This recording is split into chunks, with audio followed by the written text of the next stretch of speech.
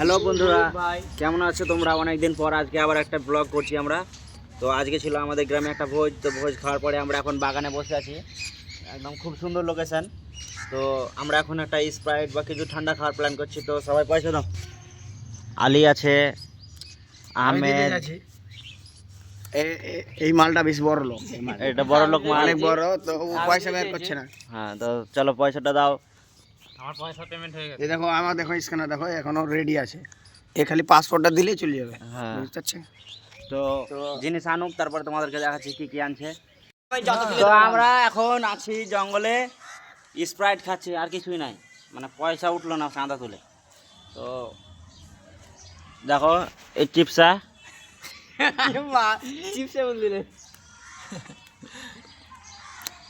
Mountain Dew.